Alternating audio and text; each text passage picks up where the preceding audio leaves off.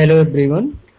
आज हम class 8th का 6th चैप्टर ले रहे हैं सब्जेक्ट साइंस का, that is combustion and flame.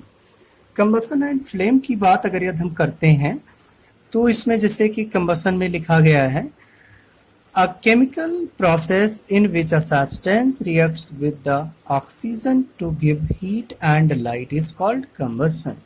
कह रहा है कि जब कोई केमिकल सब्सटेंस ऑक्सीजन से रिएक्ट करती है तो लाइट और हीट देती है, और इसी को हम क्या बोल देते हैं, कंबसन बोल देते हैं। जैसे ऑक्सीजन का जैसे मैग्नीशियम का कंबसन कराया गया है तो मैग्नीशियम ऑक्साइड और हीट जनरेट हुई है। नेक्स्ट है कंबसन ऑफ चारकोल। तो कंबसन ऑफ चारकोल देख रहे हैं तो ये क्या दिया है, कंबसन ऑफ चारकोल में कार्बन डाइऑक्साइड और हीट लाइट इमिट हुई है। नेक्स्ट देखते हैं हम, जैसे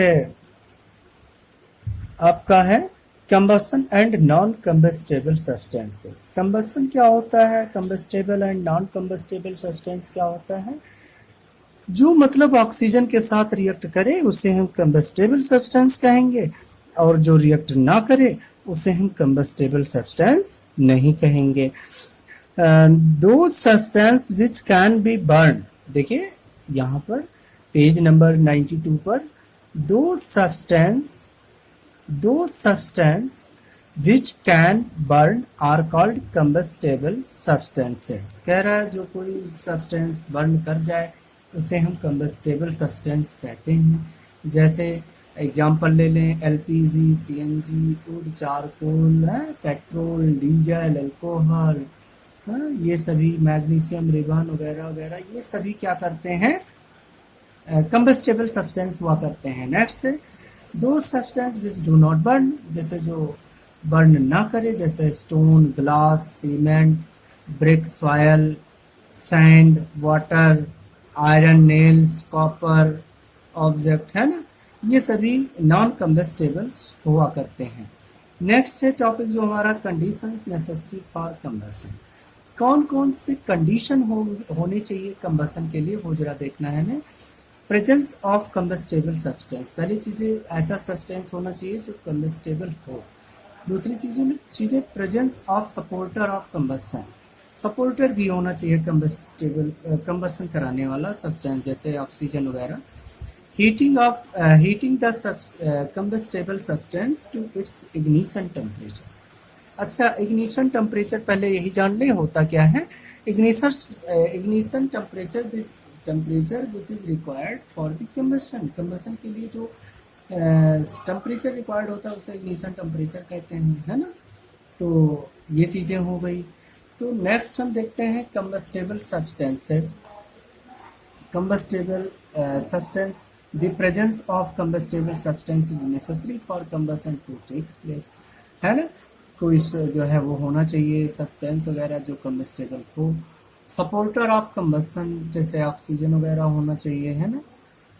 तो ये सभी जो है आपके कंबस्टेबल और नॉन कंबस्टेबल सब्सटेंस, कंबस्टेबल की जो है कंडीशन है ना, कि कंबसन के कौन कौन से कंडीशन होनी चाहिए। पहली चीज़ें सपोर्ट कंबस्टेबल सब्सटेंस होना चाहिए, दूसरी चीज़ें सपोर्टर होना चाहिए। नेक्स्ट है इग्निशन टेम्परेचर, हमने पढ़ा अभी।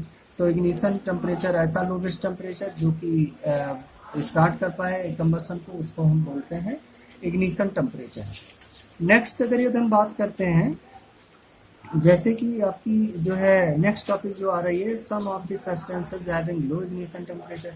अब वो वेरी करता है कि कोई भी सब्सटेंस कितना जो है इग्निशन टेम्परेचर किसका होगा, है ना। कोई कंबस्टेबल होता है, कोई नहीं होता है। किसी को ज़्यादा टेम्परेचर की रिक्वायरमेंट होती है कंबसन के लिए, किसी को कम टेम्परेचर की रिक्वायरमेंट होती है। तो दिस टेम्परेचर इज डिफरेंट, है ना, फॉर डिफरेंट सब्सटेंसेस, है ना। अलग अलग जो है सब्सटेंस की इग्निशन टेम्परेचर अलग अलग हुआ करते हैं, ठीक है ना। अब नेक्स्ट जो हमारा टॉपिक है उस पर हम बात करने वाले हैं the history of match stick. जो जला रहे हो, जो माचिस घरों में बत्तियां जलती हैं, उनकी जो है कुछ हिस्ट्री देख ले रहे हैं। तो इनकी हिस्ट्री जो देखते हैं, ये देखें पेज नंबर 96 पर। A short thin piece of wood having chemicals coated at one end which is caused to light a fire by rubbing against a rough surfaces is called match stick। कह रहा है match stick क्या होता है, ऐसे जो है एक पीस होता है वुड का जिस पर जो है केमिकल का कोटिंग होता है एक पॉइंट पर, जो कि रब करने पर किसी जो है रफ सरफेस पर रब करने पर क्या होता है कि जो है वो बर्निंग होता है उसका, है ना, काफ़ी हीट जो है लाइट वगैरह प्रोड्यूस करता है। ये उनकी हिस्ट्री हो गई। नेक्स्ट है जैसे how do we control fire. अब हम कंट्रोल कैसे कर पाएंगे फायर को। Burning products fire, fire is useful as well as harmful. जो फायर होता है हार्मफुल भी होता है भाई, यूजफुल भी होता है ना। अभी देखा होगा कि आग लगने से बहुत से रिकॉर्ड में आते हैं कितने लोगों की मौत हो गई, तरह तरह की न्यूज में आती जा रही है। The process of extinguishing a fire is called fire fighting. एक प्रोसेस होता है फायर एक्सटिंग्विशिंग का जिसे हम फायर फाइटिंग कहा करते हैं, ठीक है। तो उसको हम कैसे कंट्रोल करें, तो इसमें कुछ पेज नंबर 97 पर दिया गया है। जैसे any fire needs 3 things to prevent fuel, air and heat. If any one of this 3 things are removed then the burning will stop and fire will extinguish. कह रहे हैं जो हमारे उसके कंडीशंस हैं उसमें किसी भी कंडीशन को अगर हम रिमूव कर दें तो जो है बर्निंग स्टॉप कर जाएगी। जैसे कि बर्निंग की बात करें, पहला by removing the fuel, combustible substance ही हटा दो भाई। जब वही नहीं रहेगा कंबस्टेबल सब्सटेंस ही, तो ऑब्वियस है कि कंबसन रुक जाएगा, आग नहीं लगेगी। दूसरी चीज़ें by removing the heat, heat को रिमूव कर दिया जाए। दूसरी चीज़ें by cutting off air supply to the burning substances, जो बर्निंग सब्सटेंस है उस पर एयर की सप्लाई जा रही है उसी को कट कर दिया जाए, है ना। तो these 3 processes by which we can control fire, है ना। पहला रिमूव फ्यूल, सब्सटेंसेस वगैरह रिमूव कर दें, हीट को रिमूव कर दें या जो है एयर की सप्लाई को कट कर दें, तो जो है फिर कंबसन नहीं होगा और ऐसे सिचुएशन में फायर भी नहीं होगा और हम फायर को कंट्रोल कर लेंगे। अब नेक्स्ट है बेटा टाइप्स ऑफ कंबसन। कंबसन कितने टाइप के होते हैं 98 पेज नंबर पर। पहला है rapid combustion. The combustion reaction in which a large amount of heat and light are produced in a short time is called rapid combustion। Rapid combustion होता है जब बहुत लार्ज अमाउंट में जो है हीट प्रोड्यूस हो तो उसको हम रैपिड कंबसन कहते हैं, है ना। नेक्स्ट है स्पॉन्टेनियस कंबसन। स्पॉन्टेनियस जो अपने आप हो रही है ना, विदाउट एक्सटर्नल हीट, है ना। जब कोई एक्सटर्नल हीट ना दिया जाए, अपने आप जो है हीटिंग स्टार्ट हो जाए तो उसको हम स्पॉन्टेनियस कंबसन कह दिया करते हैं, है ना। तो जैसे कि वाइट फास्फोरस जो है रूम टेम्परेचर पर स्पॉन्टेनियस कंबसन हो जाता है, देखा होगा, है ना। और नेक्स्ट है एक्सप्लोसिव कंबसन। एक्सप्लोसिव कंबसन वह होते हैं जिसमें क्या हो कंबसन हो लेकिन वो काफ़ी हद तक खतरनाक साबित हो जाए, विस्फोट जैसा हो जाए, तो उसको एक्सप्लोसिव कंबसन, जैसे कि राइट किया गया very fast combustion reaction in which a large amount of heat light and sound are produced is called explosive combustion. Explosive combustion में जब बहुत लार्ज अमाउंट में हीट या लाइट जो है प्रोड्यूस होती है, साउंड भी प्रोड्यूस होती है, तो उसको एक्सप्लोसिव कंबसन कहते हैं। नेक्स्ट है फ्यूल्स। क्या होता है, a material which is burn to produce heat is called fuel. दिखाई दे रहा है पॉइंट, ये जो है कहा गया है कि कुछ ऐसे मटेरियल हों जिनको हीट करने पर जो है लाइट प्रोड्यूस करे या हीट प्रोड्यूस करे, तो उसको हम क्या बोलते हैं, फ्यूल्स बोलते हैं। जैसे आप लोगों ने देखा होगा कैरोसिन, पेट्रोल, डीजल, है ना, सीएनजी वगैरह, इनसे जो है काफ़ी लार्ज अमाउंट में हीट प्रोड्यूस होती है, दैट इज फ्यूल्स, इनको हम फ्यूल्स बोलेंगे। नेक्स्ट है 10 there are 3 types of fuels, solid fuels, liquid fuels and gaseous fuels. तो इसमें से कुछ फ्यूल सॉलिड भी होते हैं और लिक्विड फ्यूल्स भी होते हैं और जो है गैसियस फ्यूल्स भी होते हैं। जैसे पहला पॉइंट राइट किया गया है पेज नंबर 99 पर, some of the examples of solid fuel जैसे wood, charcoal, coal, coke agricultural waste and cow dung waste, ये सभी आपके जो है सॉलिड फ्यूल्स हुआ करते हैं। नेक्स्ट है आपके लिक्विड फ्यूल्स में जैसे कैरोसिन, पेट्रोल, डीजल, अल्कोहल, ये सभी एसीटोन, ईथर, ये सभी आप लोगों ने देखा होगा, ये सभी लिक्विड फ्यूल्स हुआ करते हैं। और गैसियस फ्यूल्स में जैसे आपका नेचुरल गैस, पेट्रोलियम, बायोगैस है ना, कोल गैस, ये सभी आपके जो है गैसियस फ्यूल्स में हुआ करते हैं। अब फ्यूल इफिशियंसी देखते हैं, कैलोरीफिक वैल्यू। अब कैलोरीफिक वैल्यू क्या होती है इनकी? The amount of heat produced by the complete burning of 1 kilogram fuel is called its calorific value. Calorific value जो होती है किसी 1 किलोग्राम फ्यूल्स को हीट करने पर जितनी कैलोरी जो है वैल्यू हीट रिलीज होती है उसको हम बोलते हैं कैलोरीफिक वैल्यू। वो राइट किया गया है, the amount of heat produced by complete burning of 1 kilogram fuel is called its calorific value, है ना।